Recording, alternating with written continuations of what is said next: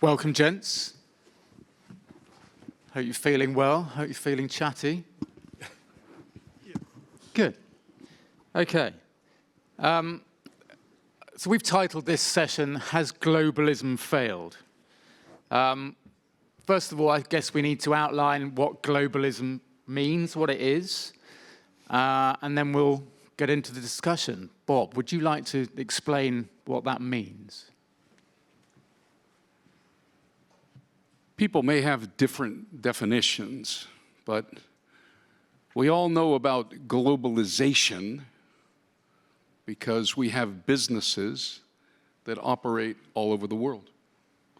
The world has become more interdependent, transnational, commerce, information flows, finance. That's globalization.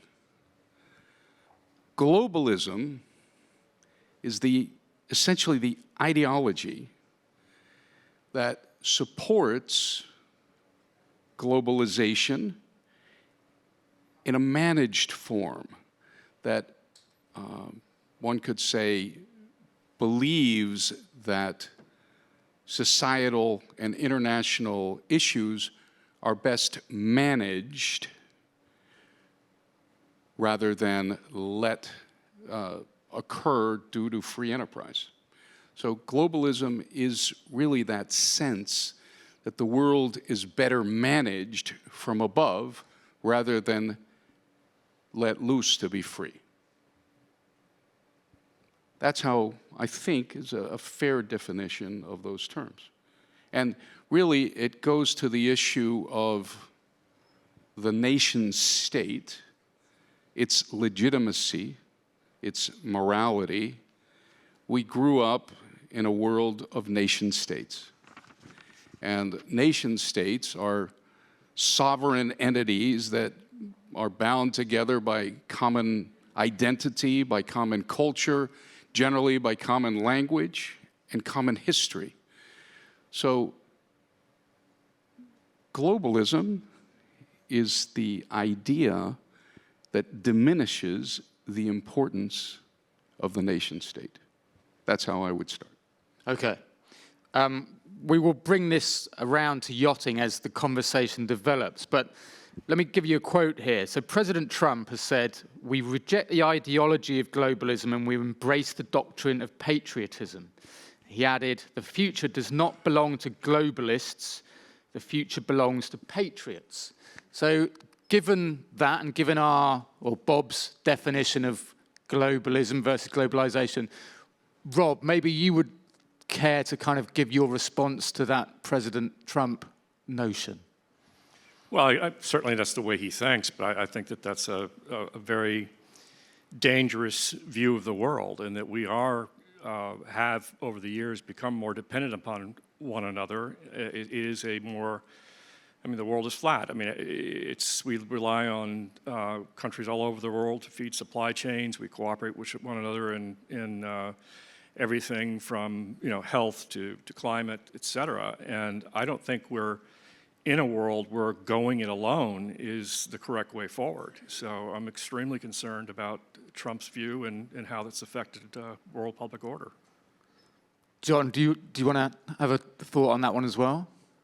Yeah, I mean, Donald Trump is, let us say, the 21st century version of the original opponent of globalism, who was Napoleon Bonaparte. When we had the Treaty of Vienna of 1814, when we established the modern European states, and we established the idea of the nascent idea of globalism, that's when we said we cannot have individuals running roughshod over the world. Now, that failed in 1914, which gave rise to the First World War, but the League of Nations, which came out of that, was opposed by America. And the first iteration, if you will, of America First, and in fact it was called America First, was established post-First World War and led to isolationism of America, and by extension led to the Great Depression and led to a reduction in economic growth, and ultimately it led to the Second World War. What Trump is doing is repeating the mistakes of 1919 and the rejection of the League of Nations, and now he rejects the United Nations. He's repeating the almost proto-fascist elements of America First in this new America First narrative. It is dangerous. You know, Trump is not as clever as Napoleon by any stretch of the imagination, but that's what he's aiming for. Luca, what's your view? Where do you stand on this? I don't fully agree about what has been just said. Yes, sir. Sorry. Yes, I don't fully agree about that. So I think that we cannot have a stuck definition of globalization and of globalism. Globalization changed from time to time since the humanities in the world. Globalization started with the Romans, with the Roman Empire, because globalization, what is it? It's a sort of big supply chain, but it's what kind of supply? Supply commodities, supply of information, supply of data, supplies of humans at the time of slavery. And that started the globalization. I don't fully agree what has just been said, because in my opinion, we cannot say that Trump is a man. So he do good things, bad things. It depends, and everybody can have its own opinion about that. But what I believe is that he understood that globalization, as was until 10 years ago, is changing, and it's changing very, very fast. Because globalization, until the end of the 20th century, and also the beginning of the 21st century, was a globalization based on a supply chain of commodities. Now globalization is going faster towards a supply chain of information and data, and of changing of places where you can have some goods or you can build something like yacht. Because through data and through information and through all that is actually the technology, and where the technology is going with robotics, for instance, you can build yachts wherever in the world. So globalization is changing, and it's changing very fast. So I want to disagree fundamentally with both Rob and John. And what comes to mind is the thought that you hear if you study history, that generals usually study the tactics of the previous war. And that's what leads to the failure in the current war. And John is looking not just at the previous war, but the war before that one, and the war before that one. And I think that Rob's notion of what Trump is doing, really, I mean, in my opinion, he's the best yacht lawyer in the world, right? In my opinion, no offense to John or anybody else who's here, but he's the dean. But I still think his analysis is superficial. And that's because what we see in globalization right now is the dependence of the world upon that state which controls certain resources. And the way the world has developed, rare earth materials are fundamental, yet China controls almost all of them. Semiconductors are fundamental, yet 90 miles from China, in Taiwan, which China claims and which right now is massing troops across the Strait of Formosa, like Putin massed troops on the border with Ukraine. China is almost unstoppable. And what Trump has done, although John thinks he's not clever, is he's cut off Venezuelan oil, more than half of which went to China. He's cut off Iranian oil, more than half of which went to China. At least 20% of Chinese oil supplies come from those two countries. And he's essentially telling China, be careful. If you play too rough with us, we've got you. And China has been playing rough. So I think their analysis is wrong, and I'd go further. In my opinion, the notion that international bureaucrats, we saw it with Brexit, we see it with the revolt of some of the European states in rejecting the authoritarianism of the European Union.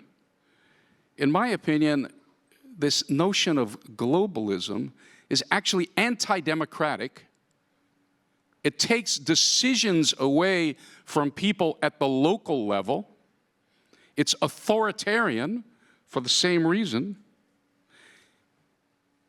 It exploits labor in the sense that it pushes, by policy, the production to the place where labor is cheapest, to the point where in China they had slave labor, may continue right now. And I believe because of this centralization of power, it creates political instability, and it actually leads to what we're seeing today, which is this situation with Venezuela, the situation with China, the situation with Iran. So obviously I fundamentally disagree with my brothers Bob, on the right.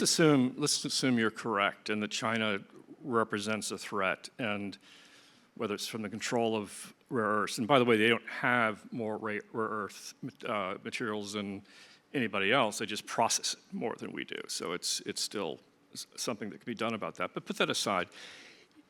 If you're right, then what you're saying, that concern applies equally, not just to the United States, but to Europe, to other countries in Asia. And the way to deal with that is through a united force or group. And what he has done is alienated Europe, alienated Canada. We are now at odds with most of the world. And that is not the way to deal with international problems. We need to work together. We're not able to go it alone, and we're not better in the sense that our ideas are always right.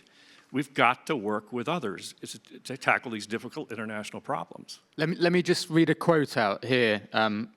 This is Vice President J.D. Vance. He said, "In a word, it's nationalism. We have a president who's going to put the interests of Americans first."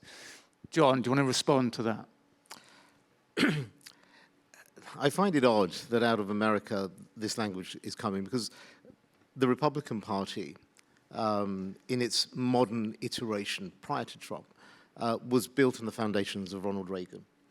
And Ronald Reagan's economic gurus were Hayek and Friedman. And I'm not a neoclassicist economist. I'm a Keynesian by definition.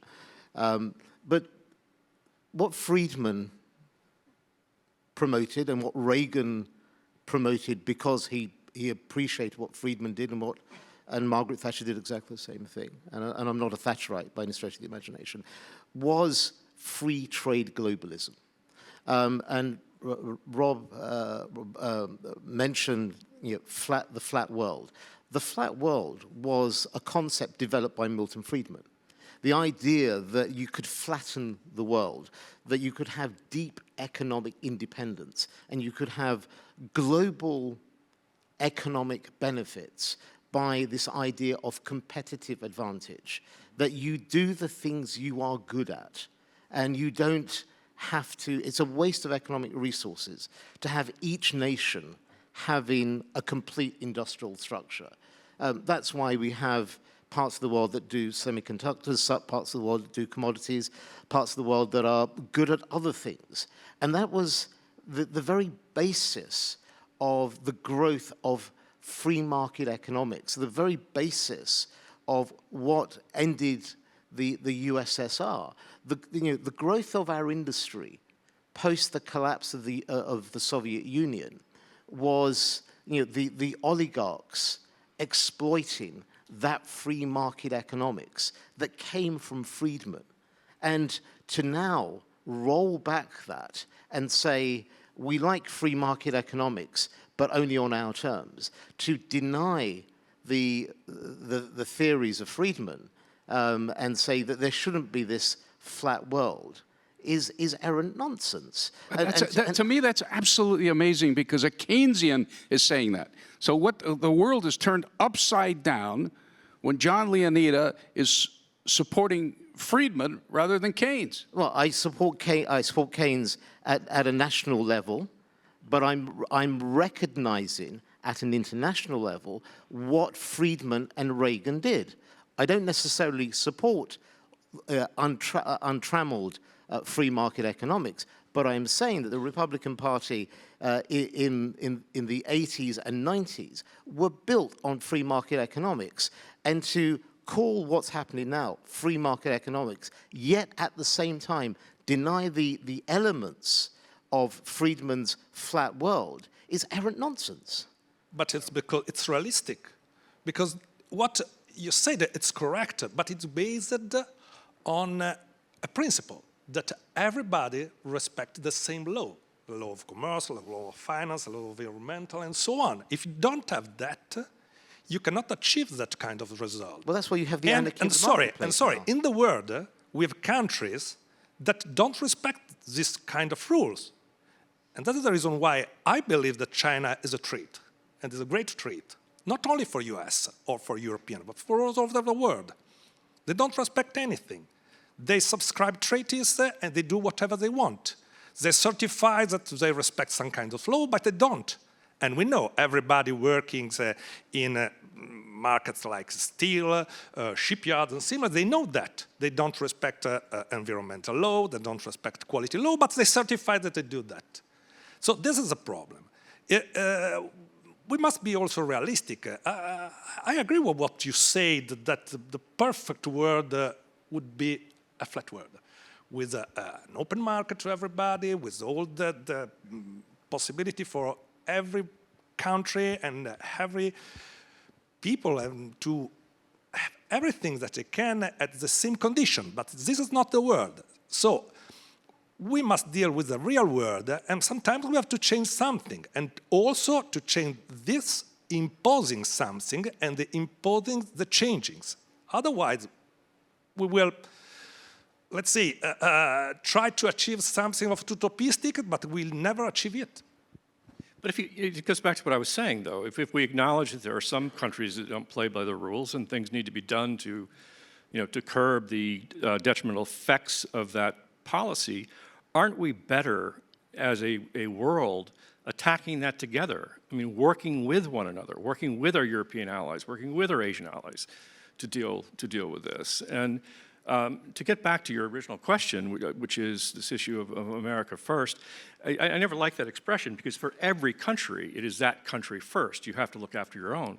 We've gone from America first to America only. I don't believe that at all. Well, then what are we doing imposing just random tariffs across the board and telling Canada we want to make you our 51st state, telling Denmark, our NATO ally, that we want Greenland and you're not going to stop us? I mean, that's just absolute idiocy. Well, it's actually a negotiating style. And well, how's that working for you, Bob?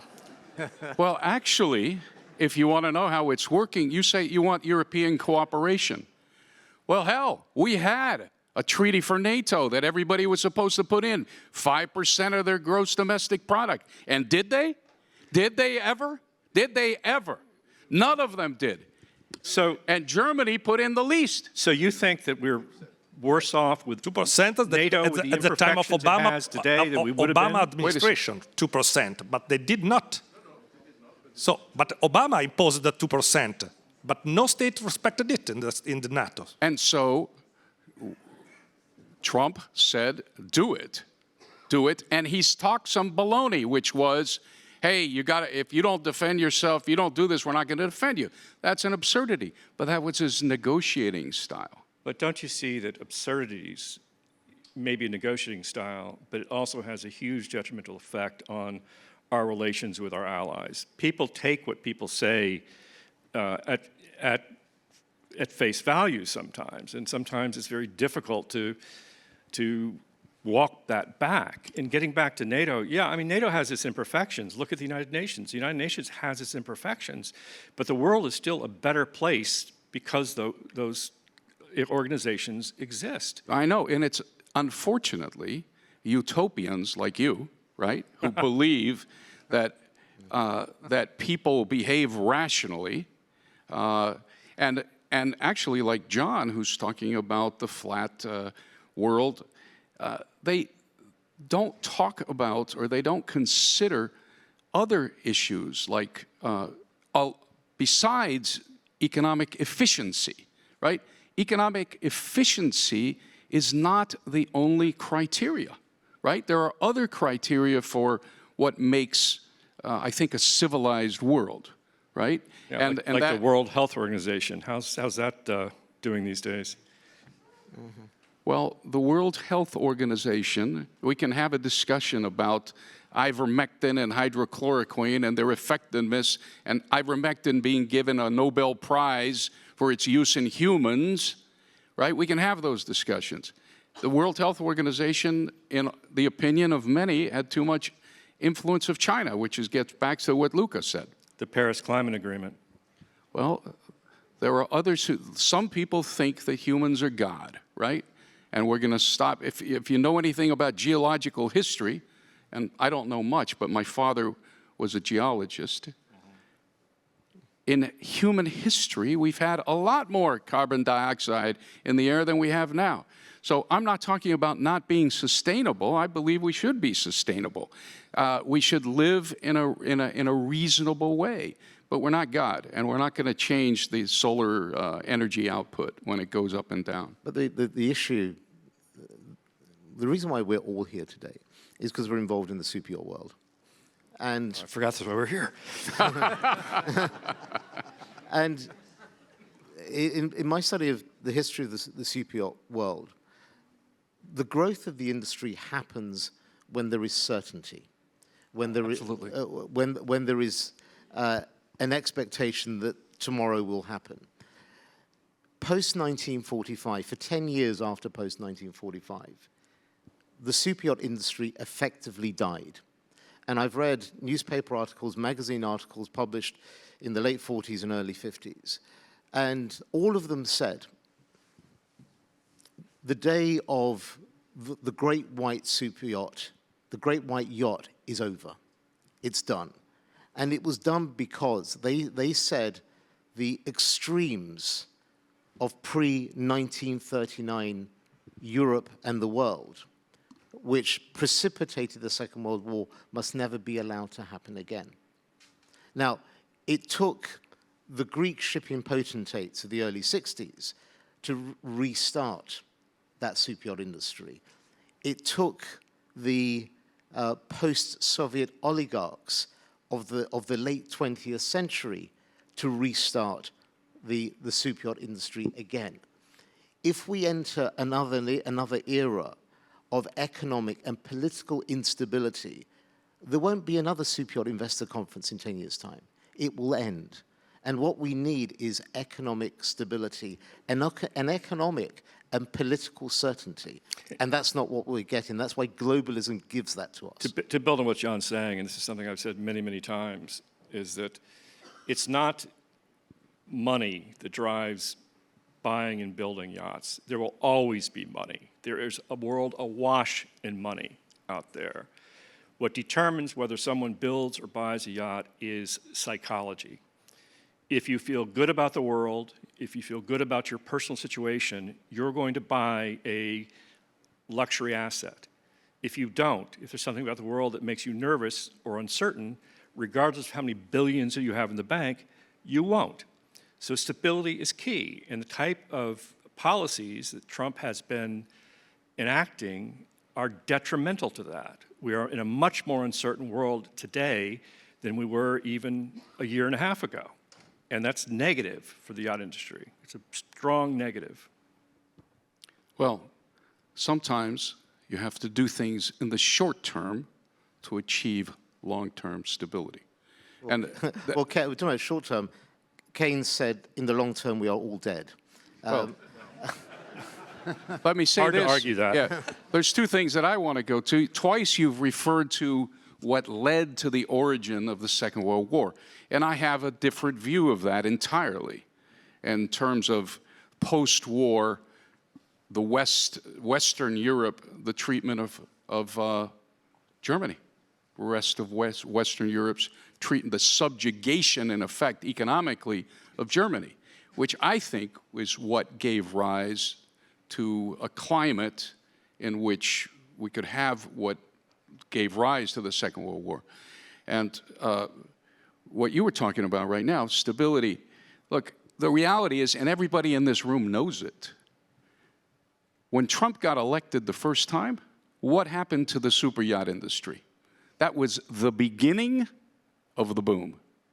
Now, the boom then came counterintuitively when COVID hit and all the rich people wanted to be isolated.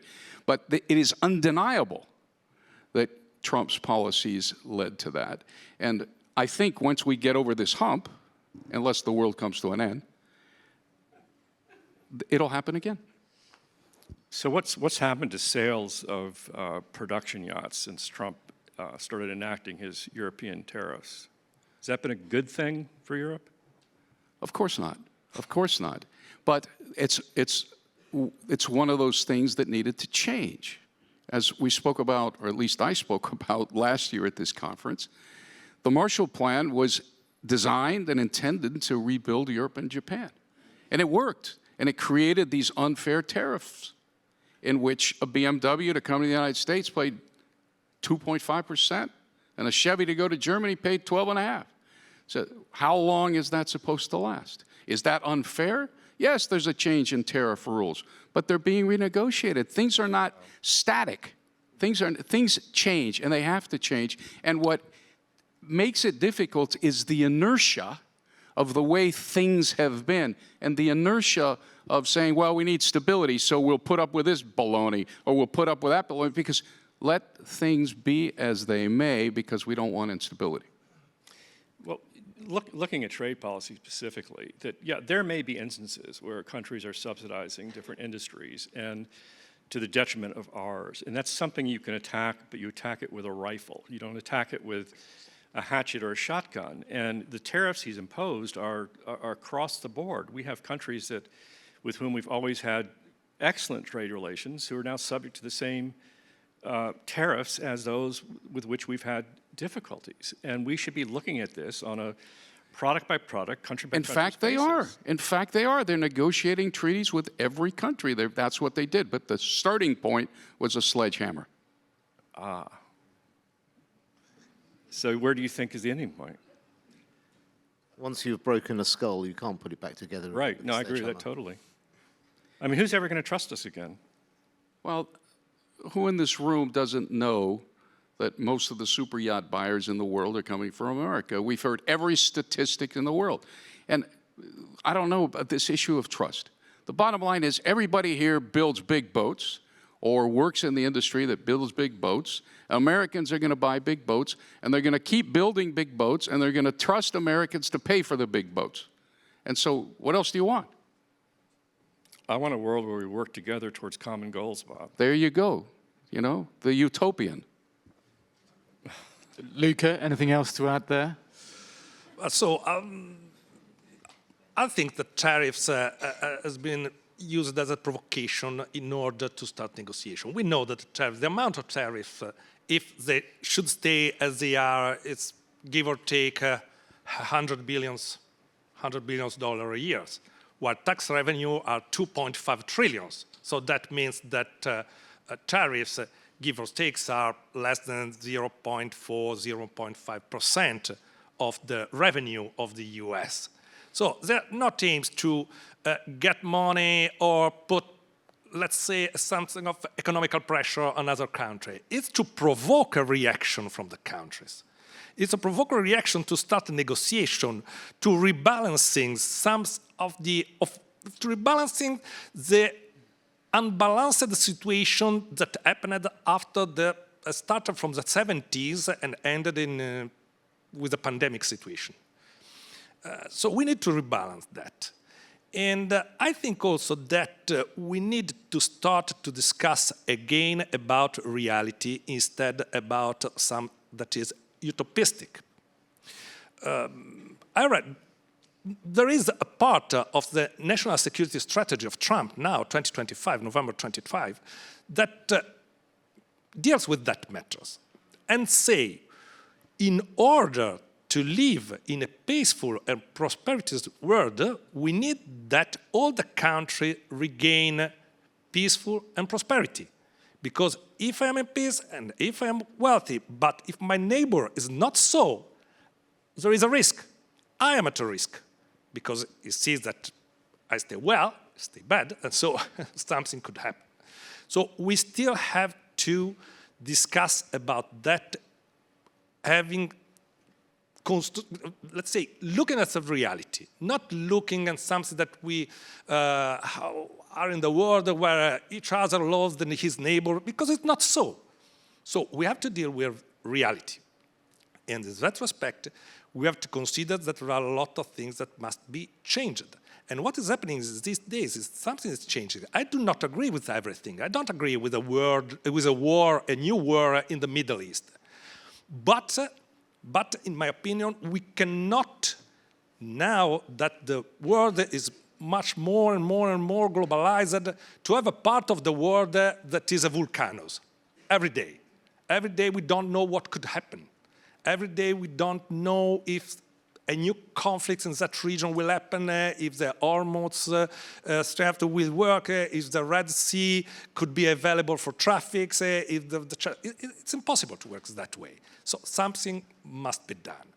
And in this respect must be done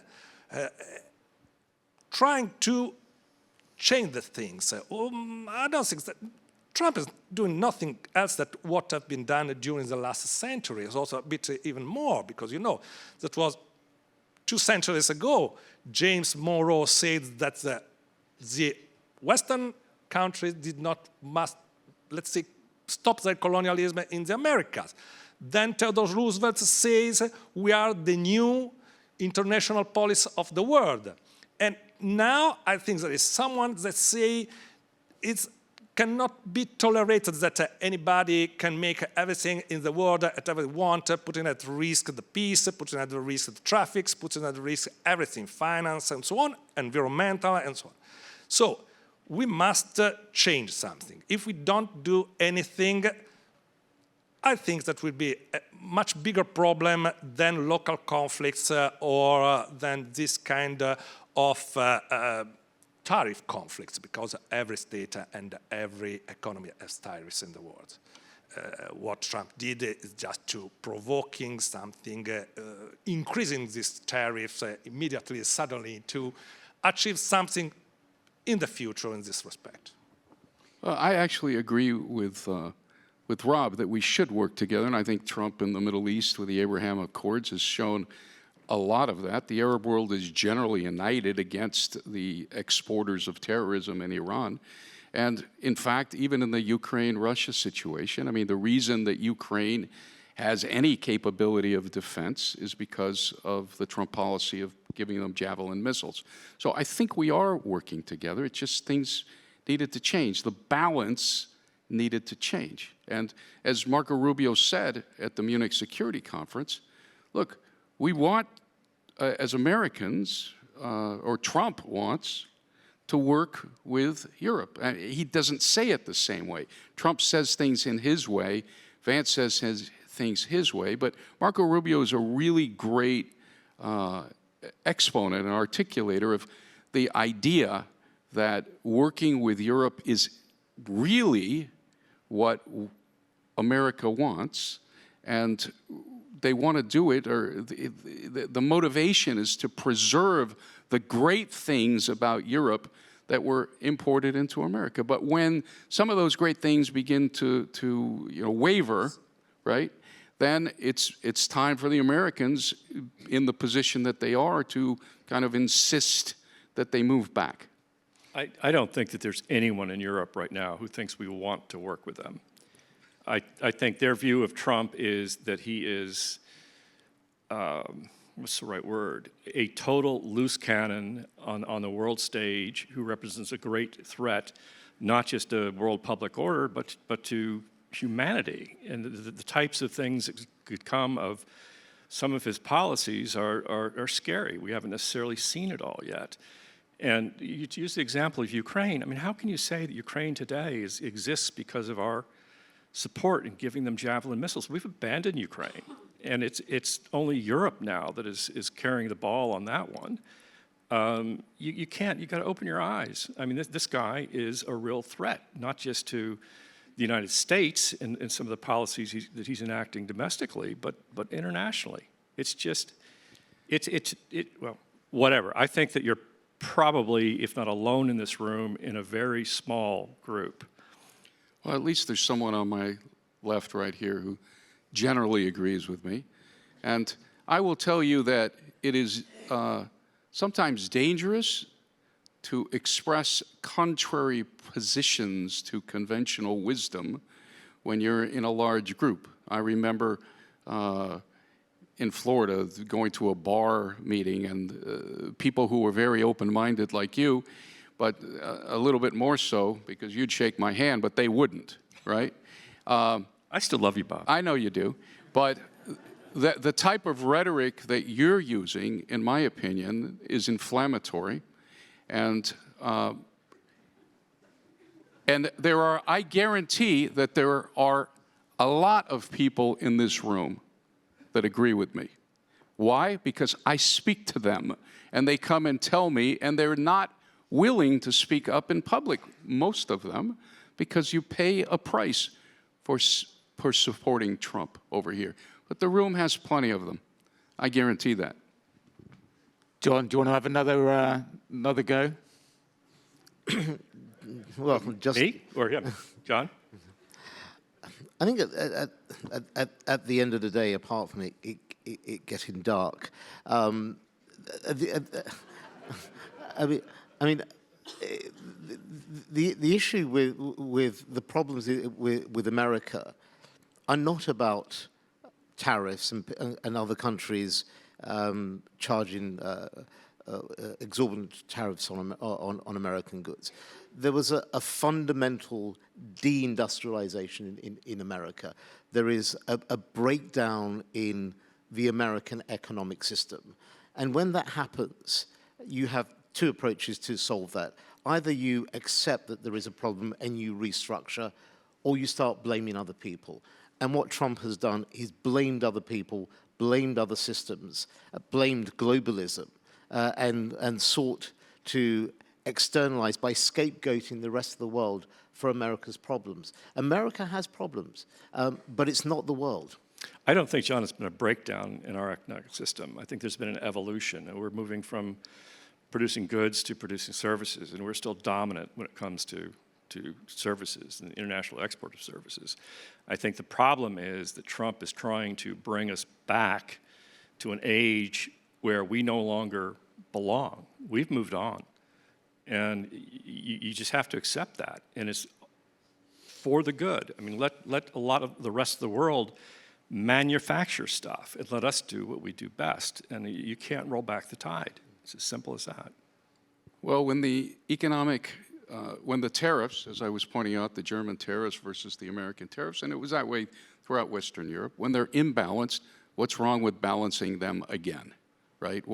And what Luca is saying is, if you put them in balance, you'll reindustrialize naturally because of the developments in technology. So you're saying, hey, let's move on. I've heard people say, let's move on about 1 million different things, right? And the fact that things have gone in a certain direction doesn't mean they need to always go that way. But if you're going to reindustrialize, it would take, most economists would say, between 20 and 30 years to just educate the labor force to reindustrialize. That labor force is gone, and I agree with Robb. Let's do what we do best. Let's let the rest of the world do what it does best. I agree, but it's the same problem for Europe. Europe's deindustrialization has the same causes of the US deindustrialization.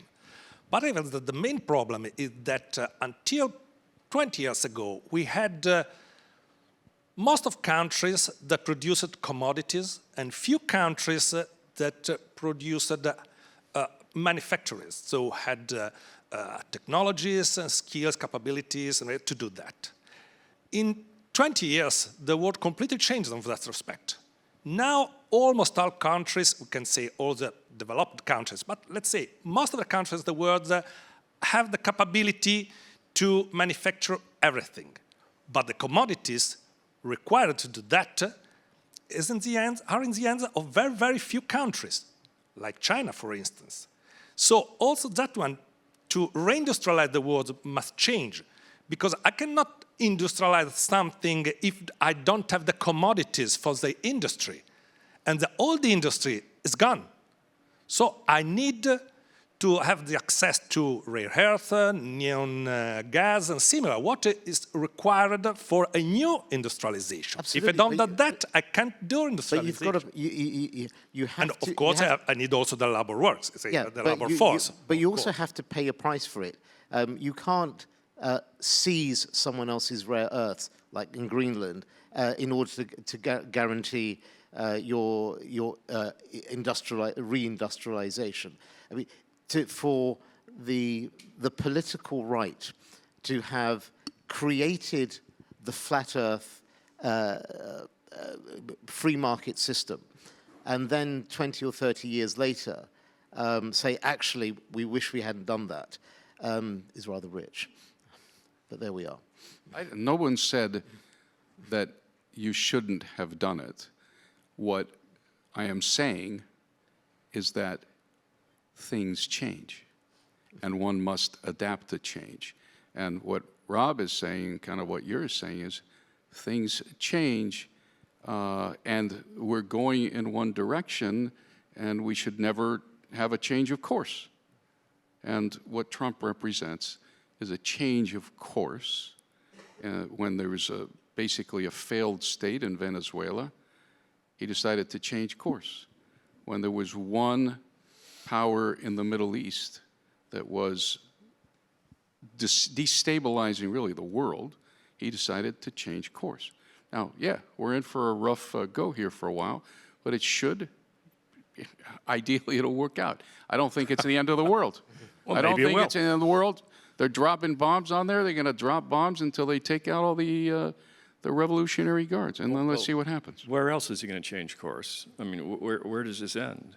And it's, we don't have the right as one country to dictate the course of the world, and we need to take input and work with others to determine what's best for all of this. Having one man who is, in my view, not a stable person. Wait a second. Yeah, okay.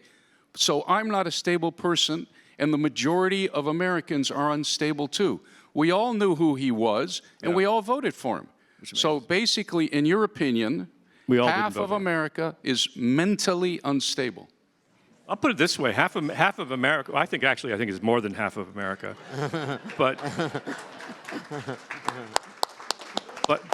I do find that remarkable. And not only do I find it remarkable, it scares the hell out of me. I know it does, and that's why you say irrational things. I just wonder what is next. And what I'm hoping, as we now see that his disapproval ratings are over 60%. 52% approval in the last poll yesterday. I'll have to go take a look at that one. Yeah, I'm curious as to who published it. But that aside, I mean, I think that people in the U.S. are finally coming around to the fact that, listen, it's like the emperor's new clothes. I'm going to tell you, the guy is buck naked.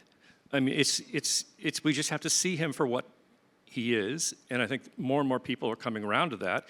Let's see. I'll make a bet with you on the midterms coming up. I think the Republicans are going to get trounced.